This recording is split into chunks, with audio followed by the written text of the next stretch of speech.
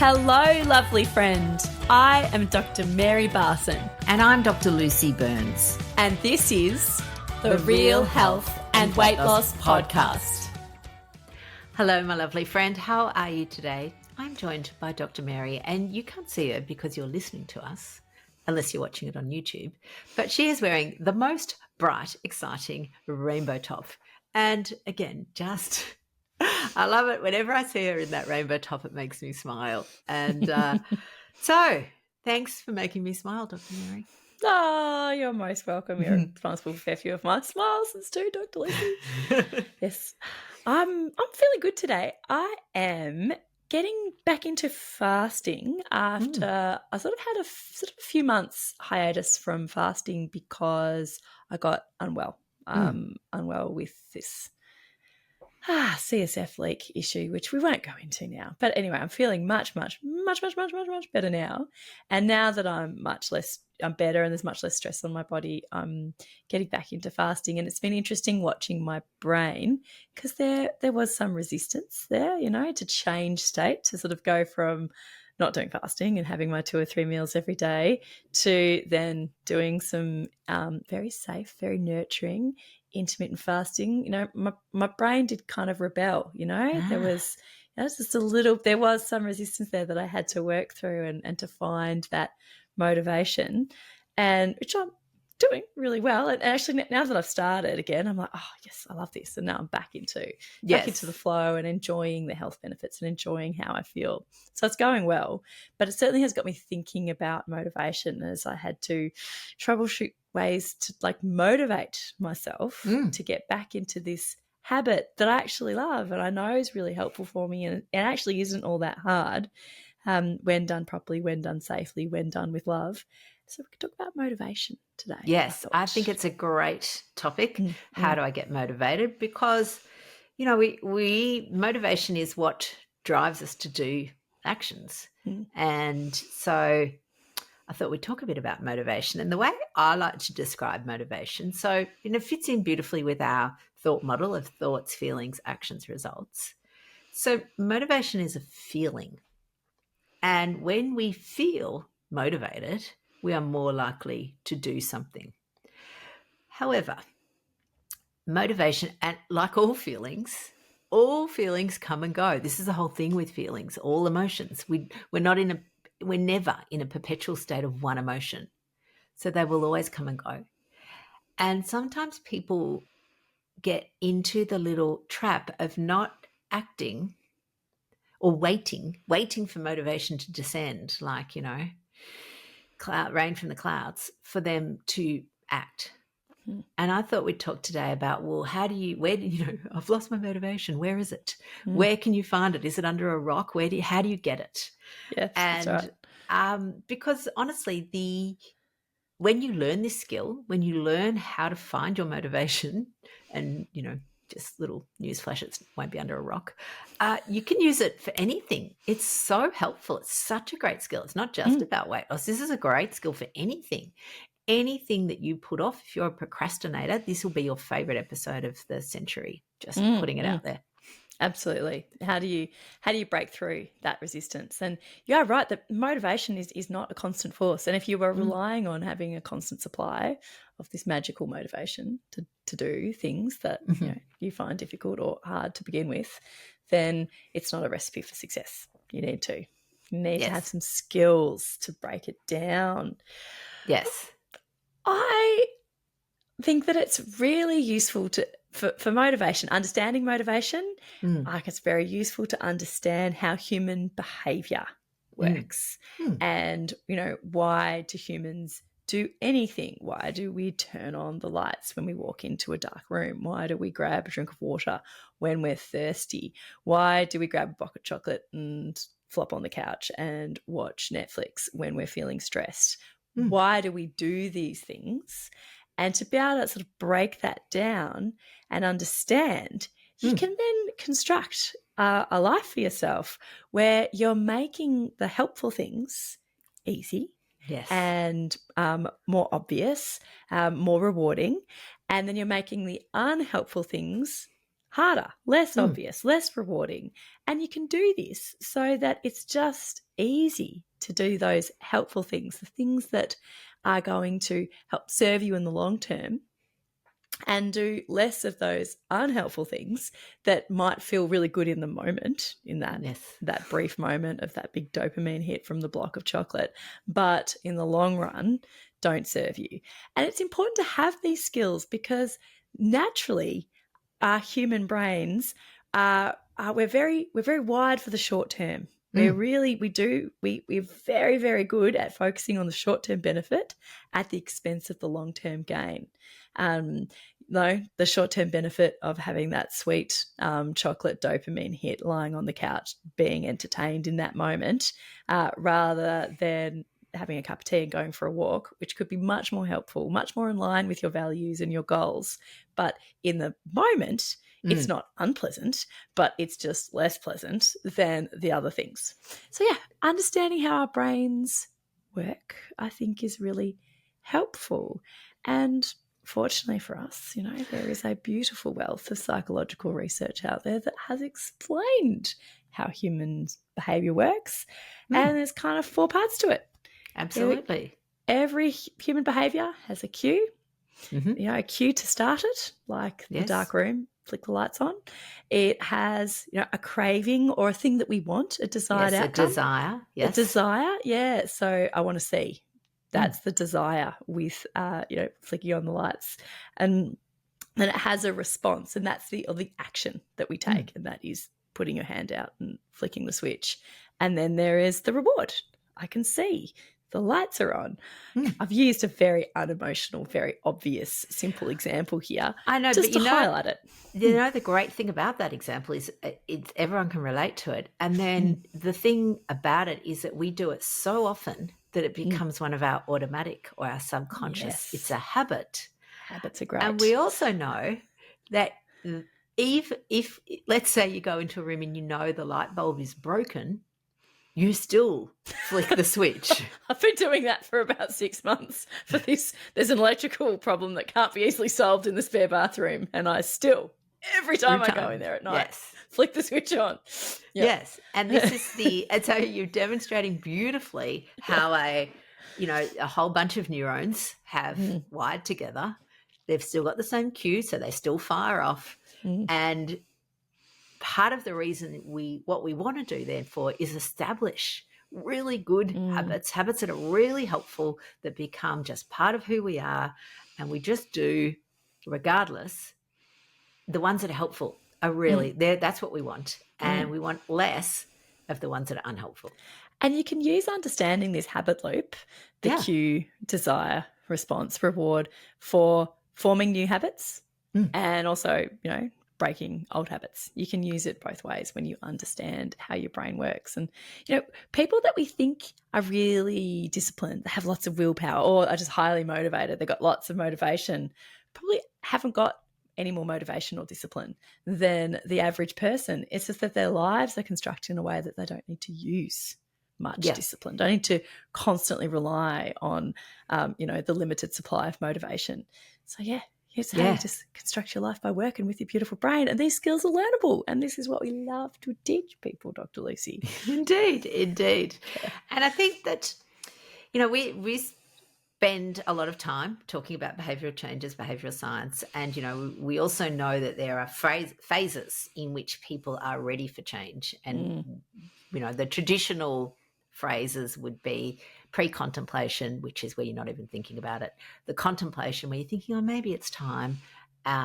You've got the preparation, where you're getting ready. You're going to make some changes, and then you're actually doing the changes. And then, there's this sort of maintenance phase, or we call it vigilance. So for a lot of people, they're in this pre-contemplation. Maybe you've got to the point where you've been told by your doctor you're pre-diabetic, or you've got type 2 diabetes, or you've grown out of your clothes, or there's something that's happened where you just go, you know what, I've got to do something. But it actually feels really hard and awful, and we don't want to do it. So what are your thoughts there, Mez? What do we usually say to help people in this phase? When you're in that phrase where you just... Then a great thing to do is to start Small. Just think of a small thing that you could do that would move you towards your goals, and then do that, achieve that, and then you can start to build little self-confidence. But and a great way to do that is think of every possible way that you can to make the helpful thing easy. Yep. Yep, absolutely.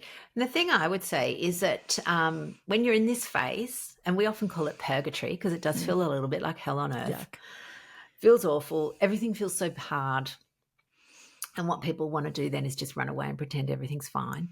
So a little trick that you can do with your brain is to, again, remind yourself of all the things all the things that are bad. I'm going to use air quotes again because nothing's bad, but all the things that are not helping you staying where you are.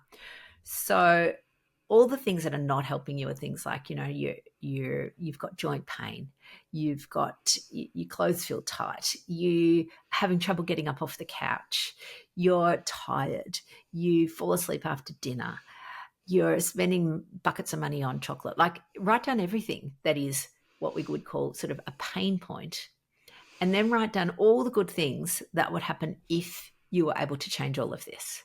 You would have more energy. You would, fit into your old clothes again. You would reverse your diabetes. You'd drop some medications. You'd get rid of your high blood pressure, like list upon list, because what we know is that our brain, momentum starts when the pain of staying where we are is greater than the pain of moving forward. And so we can remind our brain of how, and again, air quotes, painful it is to stay here, how harmful it is, how awful it is, whatever words resonate with you. Because when we convince our brain of that, then moving forward seems like the only sensible option. It's like, right, why wouldn't I be doing this? Why aren't I doing this? Okay, I'm going to do it. And it becomes easy. And you don't have to wait until, the metaphorical wheels completely fall off your health. You get to decide when to take action, and you can create your own pain point by spending some time thinking about where you are and where you want to be. Yeah. People think the majority of weight loss occurs because of what you put in your mouth, but it's actually of what happens between your ears. It is. Honestly, it is. It's a brain-based issue. And what we want to do is work with our beautiful brains to make it easy. So when we highlight and emphasize the pain points, and we highlight and emphasize the benefits of moving forward, and we just keep reinforcing that to our brain, then that's what happens. That's how you start moving forward. And then you make one little step, as you said, pick something, and then you pick something else, and then you the power of small steps, which we talk about all the time in the 12 weeks. It's the power of small steps. It's that drip, drip, drip, drip that can change mountains. And the thing about small steps is that they are very powerful, and they can move and change your life powerfully. And they can either do that for the good or they can do that for the worse. They are powerful in both directions. Yes. And so you want to be able to take those small steps that are going to be powerfully good for you, rather than continuing to take small steps that are powerfully bad. The beautiful thing is that you can do this, and it's possibly a lot easier than you think. Absolutely. And again, this is where we go, okay, well, to use our favorite phrase, make the right thing easy, or the helpful thing easy, make the wrong thing or the unhelpful thing hard. So the part of the reason I think the 12-week mind-body rebalance is so effective is because it gives people a structure. And when it all feels hard, the story in our head can be, it's too much. I've got to do too much. I've got too much, I'm too far gone. And this is why people want to, again, when they're overwhelmed in their life, when everything feels like it's piling on, your brain goes, the only solution to this overwhelm is to run away to a deserted island, because that feels, like that's what you need. Except that as we've talked about, most of us don't have deserted islands, and running away is often not an option. And so we get stuck back to well, then there's nothing I can do because I have to run away to a deserted island. And it can feel the same when you want to change your health, when you want to improve your weight, when you want to, it feels like, oh my God, I've got so far to go. There's so many things I'm doing, again, air quotes, wrong. How can I turn this all around? And the answer is, one step at a time. The other thing that our program, the 12-week Mind Body Rebalance, gives people, it gives you structure, skills, knowledge, tools, and a tribe. It is we are social creatures, and it is much easier to adopt new behaviours when you're doing it in a supportive environment with other people. Totally. And, that comes back to the 3 C's, doesn't it? The content, the coaching, the community. The content, we talked a lot about that last week with calorie counting. Part of the reason we are in this place where we've been, where we're trapped in diet land and diet culture, is because the content that we were taught was wrong. The calorie counting is flawed, and we have to unlearn that. So we've got to learn content. We've got to learn a new way. Coaching is about the mindset stuff. So how do I motivate myself? What little tools, what little tricks can I use when I'm not feeling motivated?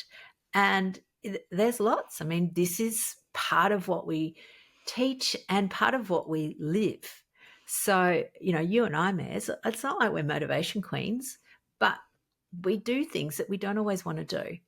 And I think most people in their life do things you don't always want to do. Once those things are just part of your identity, though, you do it without even thinking. So it becomes simple. So if you identify as a walker, then you are likely to go walking. If you identify as a swimmer, as I do, I imagine myself swimming. I am a swimmer. I tell myself I'm a swimmer. I watch the Olympic swimming. I love swimming, even on days where I don't want to go, because that's part of who I am. That's what I do for movement. That's the layers of change. You and I, and look, yes. In fact, tell us about those, Mares.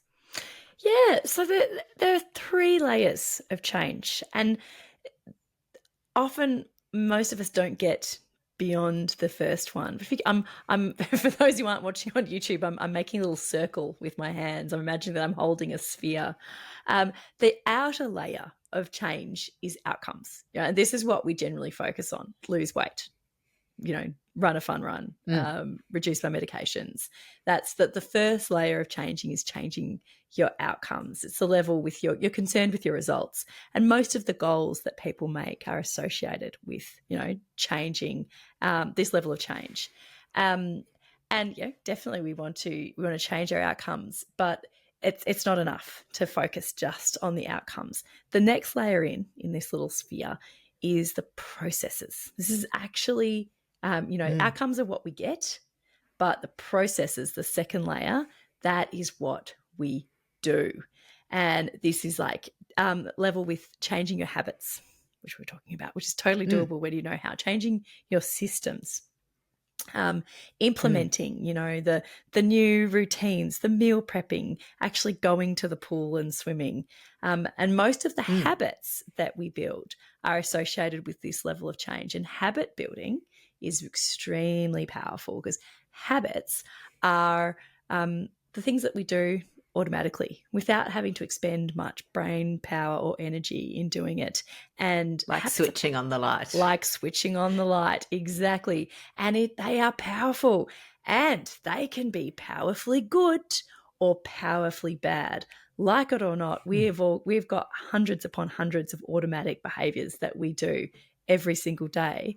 And if you can craft habits that are helpful rather than just allowing, by default, habits that are unhelpful, then you really can change your life and turn your life around, turn your health around. But even the deepest layer, like the little kernel in this imaginary sphere that I'm holding, is identity. This is the deepest layer of change. This level is concerned with changing your beliefs, what you believe to be true about yourself and also about others and the world around you. what you believe. So most of our beliefs and assumptions and the biases that we hold are at this level. And your identity is what you believe, and you can change your identity. And true lasting change is identity change. You, gorgeous Dr. Lucy, you are a swimmer. You know, me, I nourish my body with real food. You know, I am a nature lover. To get out in nature every day. You know, I love nature. That's just who I am. And these things are really important to me and really helpful to me. And you get to choose. You get to choose what you believe. Yeah.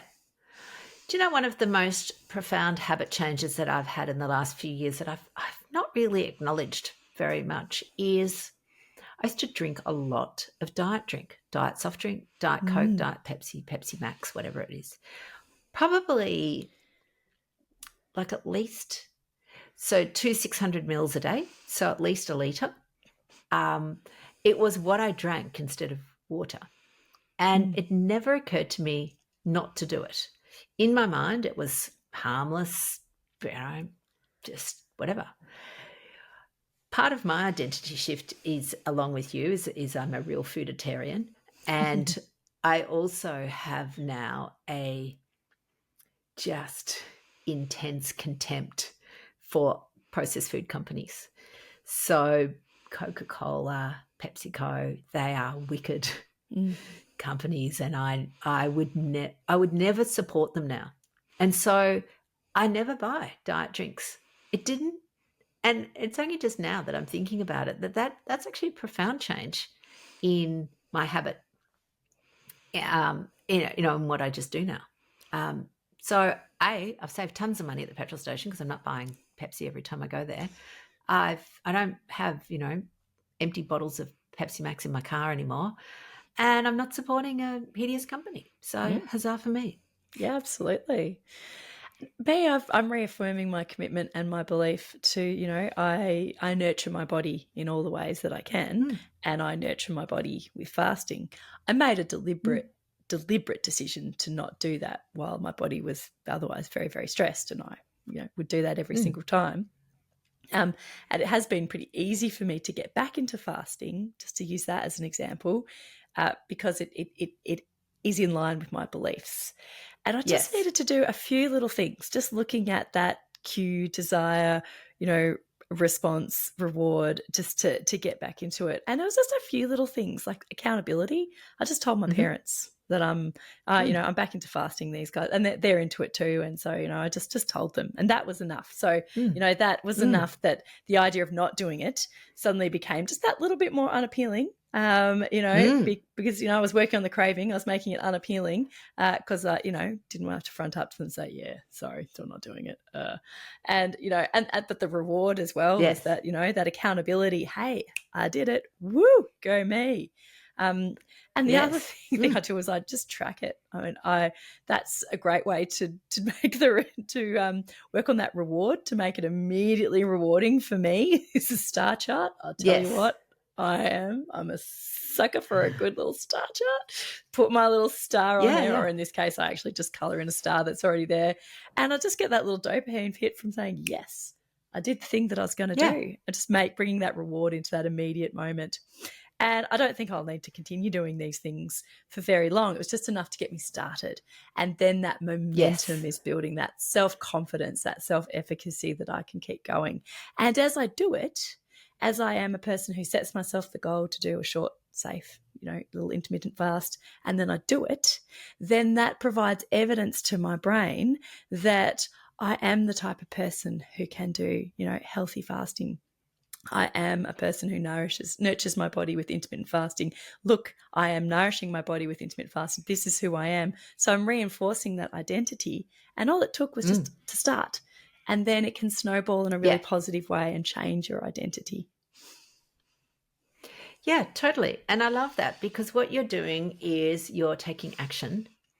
And sometimes action begets action, which then for, momentum. And momentum is motivation, because you're in momentum. Like, it's sort of, it's the opposite of waiting for the right time. You just create the right time. And that's why something like a program, a structured program can be great, because it makes it easy. You start, and once you start, then, you start building all of the habits in a useful, helpful way. It's easier to keep going. Yeah. And I think what I love is that the accountability that you're talking about is process focused, not outcome focused. Definitely. Yep. Because sometimes I think the outcome focused, again, we're not always in control of the outcomes. And people get, again, back to calorie counting and diet culture, we've been told you'll lose half to 1 kilo a week every week for the, however long till you get to your goal. And that's not true. And so people are set up with this expectation that this will happen. And of course, if you're insulin resistant, you've got to wait for your insulin levels to come down. There's a bazillion factors that are involved in the outcome. And so what we want to do is go, well, let's focus on the process. And we do the process. And if we've got the process right, then the outcome should arrive. If the outcome isn't arriving, then we have to look at the process and think, well, what could we do differently with the process? Not what most of us do, which is just stop. Yeah, that's right. When you don't lose the 1 kilo a week or whatever it is that you decided that, you had to lose, and you told your friends that you were going to do that, then, but, you get a terrible cold and you're all inflamed and who knows what else. And you can't control physiological processes completely. We do this with kids, your GP helping kids to stop wet the bed, star charts can be really helpful, but it's never, ever, you should never put a child on a star chart that waking up dry in the morning gives them a star, because they can't control that. This is the things that you can control, the behaviours that you can control is what you should be wanting accountability on and also rewarding yourself on. Yeah, absolutely. And again, our beautiful brains, we can master this. Like, this is self-mastery. And I love that phrase because it puts you in control. Like, you have the power to control many components. What we spend a lot of time, though, is trying to control the things that are outside our control and then neglecting the things that are within our control. So if we focus on those bits that are within our control, learning new skills, and, a great example, a couple of weeks ago, I spoke about learning crochet to crochet little hearts. Yeah. Currently, I'm learning videography skills to make better social media videos. And honestly, I find it really hard.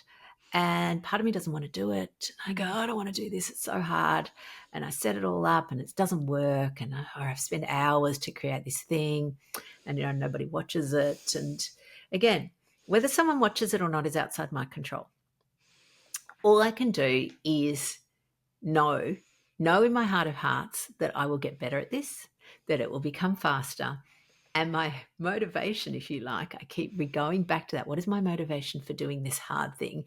And that is because if last week you heard about, the thing that was getting on my goat, it is to balance the plethora of misinformation on calorie counting and weight loss, and balance out there.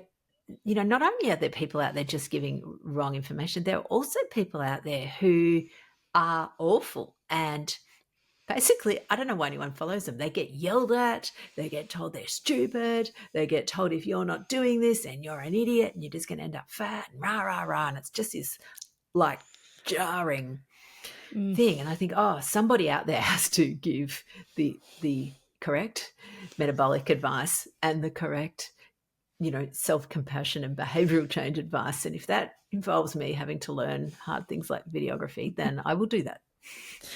You're an absolute star, Lucy. And I love that motivation and your reason for it, because it's what you believe. It is true to your identity. Totally. You are someone who provides useful, helpful information to the world. And that is why you will develop the habit of being a great video editor. Absolutely. And people, I'm going to be making videos like crazy, so please watch them. Watch them. That's right. Like them, share them. Please help me out. Give us a bit of reward here to reinforce this behaviour with Dr. Lucy's habit loop. Exactly.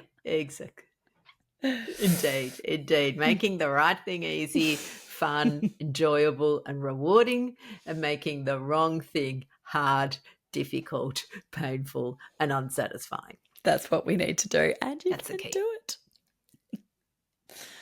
Absolutely. All right, my lovelies. Well, I think we've given a couple of good ideas on how to get motivation. Know that you can cultivate the habit of getting motivated. Motivation doesn't just descend down. You make your own.